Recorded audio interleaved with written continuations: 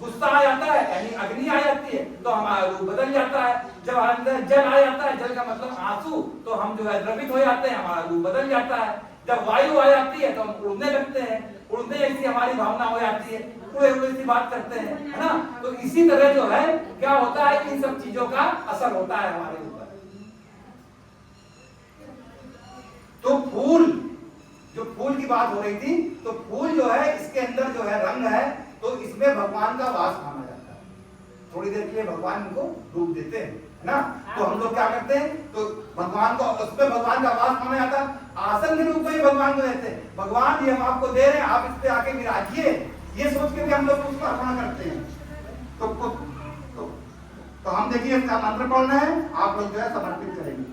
ओम यत पुरुषं व्यादधु कतिधा व्याकल्पयम् मुखं कीमस्यासिद्धिं बाहु कीमुरुपादा उच्येते। ओम भगवते श्री सांब सदा शिवाय नमः। पुष्पाणि समर्पयामि। बड़ी दूर दूर से लोग लेकर के आते हैं फूल, बड़ी दूर से लाते हैं, ढूंढ के चुन के, मिलता नहीं है फूल कि हे भगवान तुमको कैसे अर्पित करें। उसको माली को पैसे देते हैं, देखते हैं किसी पेड़ पे नहीं लगा होता है, किसी पेड़ पे देखते हैं टेढ़ा मेढ़ा फूल है, कहीं देखते कटा हुआ फूल है, तो भगवान को कितना प्रेम करते हैं, भगवान इस फूल से कितना प्यार करते हैं, इसीलिए भगवान को पुष्प चढ़ाया जाते हैं। फिर क्या है, बिल्वा पत्र अर्पण। जो बिल्व पत्र है, जानती है बिल्व पत्र है, जिसको बोलते हैं बेलपत्री। ये क्या होती है बेलपत्री? बेलपत्री में क्या कितने होते हैं पत्ते? 3 पत्ते होते हैं। ये भगवान शंकर के तीनों रूप को दिखाते हैं। एक जो है दाहिनी आंख, दूसरी जो है बाईं आंख, और तीसरी जो है उनकी तीसरी आंख। ये उनके त्रिशूल को दिखाती है कि उनके त्रिशूल में 3 फल है, तो ये उनको उसको दिखाती है। ये उनके उस रूप को भी दिखाती है, ब्रह्मा विष्णु महेश। भगवान शंकर ही तो ब्रह्मा भी है और भगवान शंकर ही विष्णु है। तो भगवान शंकर के तीनों रूप हैं। तो ये पत्री जो है हमको वो तीनों चीजें दिखाती है। जहां पर 3 चीजें हैं वहां पे भगवान शिव है, वहां पे बेलपत्री है। जैसे 3 चीजें क्या है, रज तम सत, एक अच्छा, एक बुरा, और एक ना अच्छा और ना बुरा।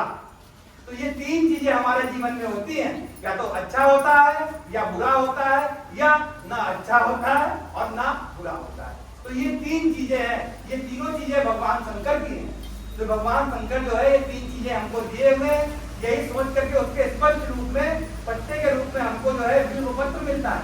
इसीलिए कहा गया है बिल्व पत्र समर्पण करने से सारी इच्छाएं पूर्ण होती हैं। और जो इसका खुरदुरा वाला भाग है उसको ऊपर करें, और उसके ऊपर अगर कुछ लिख सकते हैं या डोरी लगा सकते हैं तो बहुत अच्छा है। चिकना वाला भाग नीचे रखेंगे, जो खुरदुरा वाला भाग है उसी पे तो आप लिख पाएंगे, या कोई चीज उसके ऊपर लिख पाएंगे, खुरदुरे के ऊपर ही तो लिखा जाएगा। और चिकना भाग जो है भगवान को अर्पित किया जाता है। भगवान को कोई खुरदुरी चीज आप देंगे, अगर कोई चीज चिकनी है एक तरफ खुरदुरी है, तो आप क्या भगवान को खुरदुरी वाली चीज देंगे? उसको तो आप बहुत प्यार करते हैं। सबसे ज्यादा किसको आप प्यार करते हैं? सबसे ज्यादा भगवान को ही प्यार करते हैं। सारी चीजों से ज्यादा हम किसको प्यार करते हैं? भगवान को प्यार करते हैं। क्योंकि हम प्यार उसी को करते हैं जो हमको सारी चीजें देता है, जो हमारे सारे कष्टों को हर लेता है, और जो हमारी बात को सुनता है, जो हमारी बात को मानता है। बच्चा है, हमारी बात को मानता है तो कितना प्यारा लगता है? बच्चा आपकी मुखाकृति का है तो कितना प्यारा आपको लगता है? तो जो हमारी बात को मानता है उसको हम प्यार करते हैं, है ना। तो प्रेम जो है इसी से उत्पन्न होता है। तो ये सोच करके हम लोग क्या करते हैं, बिल्व पत्र जो है ये इनको अर्पण करते हैं, क्योंकि ये भगवान शंकर का त्रिगुणात्मक रूप है, रज सत और तम। तो 3 तरह का रूप है, इसीलिए बिल्व पत्र की मात्रा करी गई है। ऊपर जो है खुरदुरा वाला हिस्सा रहेंगे, उस पर अच्छा टोपी लगा देंगे, और मंत्र के बाद समर्पयामि से भगवान शंकर को समर्पित करेंगे। ओम त्रिदलम त्रिगुणाकारं त्रिनेत्रं चातिधायुधं त्रिजन्म पाप संगारं बिल्वपत्रं शिवार्पणं। दर्शनं बिल्वपत्रस्य स्पर्शनं पापनाशनम्। आघोर पाप संगारं बिल्वपत्रं शिवार्पणम्। भगवते श्री सांब सदाशिवाय नमः। बिल्वपत्रं समर्पयामि। दुर्वापुरम, दुर्वा, दुर्वा जानती ना आप लोग? दुर्वा है, दुर्वा, दुर्वा है घास ना, किसी को दुर्वा बोलते हैं। ये किसको प्रिय है? ये भगवान शंकर को बहुत प्रिय है। और किसको प्रिय है? भगवान गणेश को बहुत प्रिय है, क्योंकि ये प्रकृति का पहला आभूषण है। पहला आभूषण है। इससे जो है धरती माता हमारी हरी भरी बनी रहती है। हरा रंग कितना अच्छा लगता है, हमारी आंख को कितना शीतलता देता है। तो हरी भरी, तो दुर्वा जो है भगवान शंकर को, भगवान गणेश को बहुत पसंद है। और जितने भी शाकाहारी जीव है वो दुर्वा को बहुत पसंद करते हैं। हमारे अभी वैद्य लोग भी बताने लगे हैं कि घास का रस निकाल करके, गेहूं का रस निकाल के, गेहूं भी एक तरह की घास है, जो गेहूं है वो भी एक तरह की घास है, धान भी एक तरह की घास है, जितनी चीजें हैं, गन्ना भी एक तरह की घास है। तो उसके रूप में हम लोग क्या करते हैं, ये दुर्वा का जो है भगवान को भोग लगाते हैं। क्योंकि देखिए इससे कितनी अच्छी अच्छी चीजें मिलती है, सारे अनाज भी इससे मिलते हैं, जमीन से जो चीज निकलती है वो दुर्वा घास का ही बड़ा रूप है। फसल घास की तरह बढ़ती है, उसके अंदर से अंकुर, जैसे घास के अंदर बीज निकलते हैं वैसे फसलों के अंदर से भी निकलते हैं। इसीलिए दुर्वा को इतनी महत्ता दी गई है। और फिर कुछ को महत्ता दी गई है क्योंकि ये दुर्वा ही जो है बाद में कुछ का रूप बन जाती है, सूख जाती है, तो और कितनी धारदार हो जाती है, कितनी मुलायम भी होती है, जल में डाल देंगे आप, और कितनी धारदार हो जाती है। ये हमारे गुरु जी ने सारी चीजों को बताया है कि ताकि लोगों को मालूम हो जाएगा तो उसी तरह से वो करेंगे। बाकी लोग बताते नहीं है, हमारे गुरु जी सारी बातों को बताते हैं। तो ये दुर्वा जो है भगवान को बहुत प्रिय है। तो हम लोग क्या करेंगे, भगवान को जो है समर्पयामि के साथ दुर्वा जो है उनको जो है समर्पित करेंगे। ओम कांडात कांडात परोहंति परुषा पारुष्या परि एकाते दुर्वेगं तनु सहस्रेण सतेन। ओम भगवते श्री सांब सदा शिवाय नमः। दुर्वा समर्पयामि।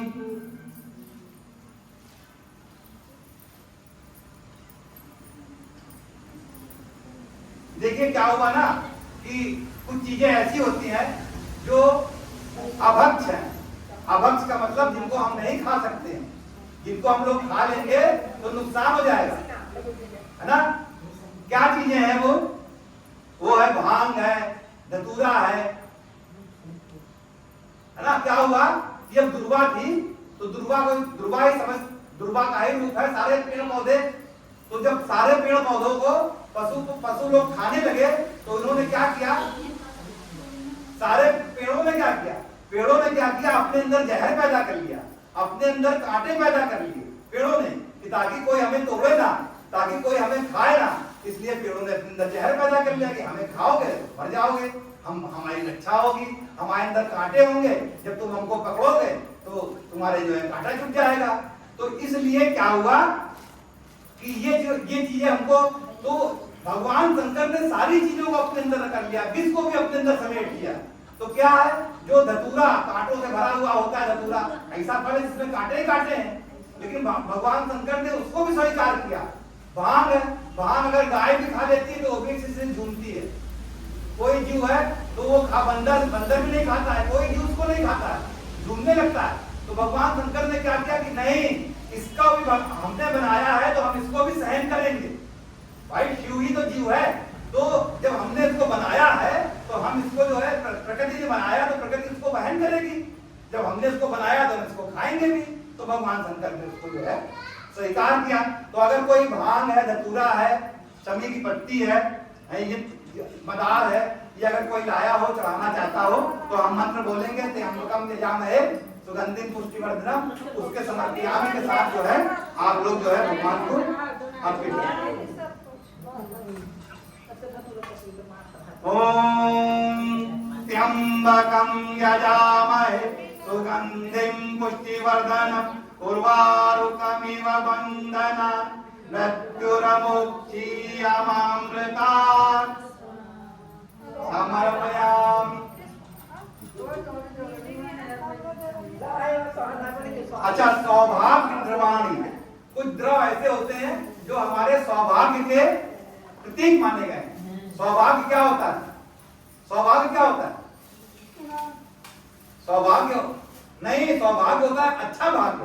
स्वभाव होता है जो हमारा स्वभाव है वो होता है सौभाग्य, भाग्य। और सौभाग्य यानी सुंदर भाग्य, जिसका भाग्य तो बुरा भी हो सकता है ना, लेकिन सौभाग्य जो होता है हमेशा अच्छा ही होता है। तो कुछ सौभाग्य की कुछ चीजें हैं जिनको सौभाग्य की चीजें मानी जाती है। क्या चीजें हैं वो जिनको सौभाग्य का माना जाता है? क्या चीजें हैं वो? चीजें हैं, सौभाग्य की चीजें हैं, कुमकुम हो गई, अमीर हो गया, गुलाल हो गया, सिंदूर हो गया।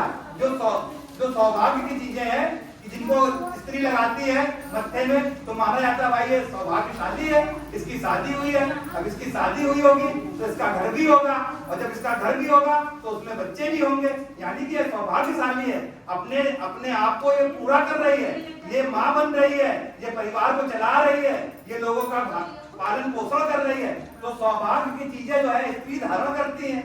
भगवान हनुमान ने देखा कि भैया सिंदूर माता को इतना प्रिय है तो अपने शरीर में लगा लिया उन्होंने। तो सौभाग्य की चीजें हैं, कुमकुम हुआ, अमीर हुआ, गुलाल हुआ, ये सौभाग्य की चीजें हैं। इनको अगर आप जो है भगवान को अर्पण कीजिए, लाई हो तो, और जो ना लाया हो तो भावना के साथ भगवान को समर्पयामि के साथ अर्पण करें।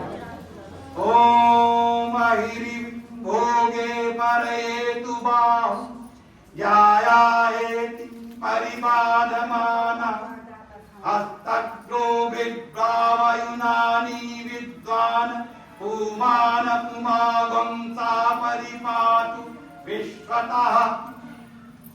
ओम भगवते श्री सांब सदाशिवाय नमः। सौभाग्य द्रव्याणि समर्पयामि।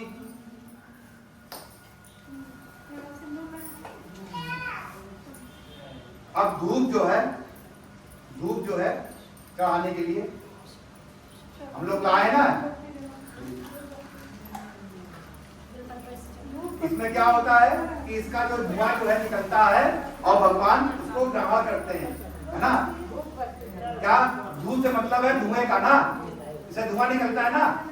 अगरबत्ती में या धूप बत्ती में धा से मतलब है धुआं का, है ना, धुआं निकलता है। तो धुआं भी भगवान को बहुत पसंद है।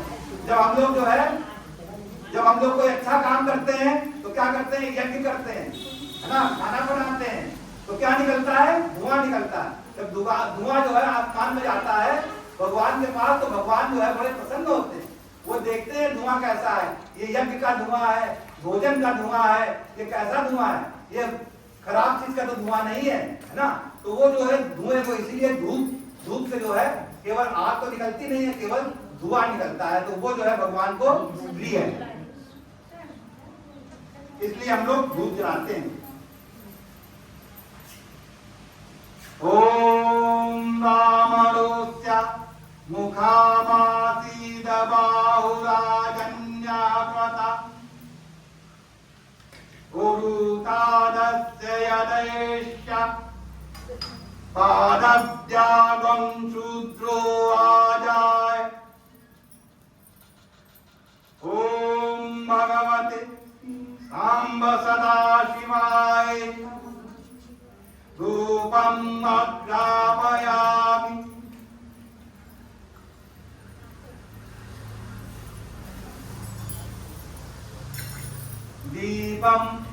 दीप की तो महत्ता जानते ही होंगे आप लोग। दीप तो जो है बहुत अच्छी चीज है, क्योंकि ये सूर्य का प्रतीक है, आग अग्नि का प्रतीक है।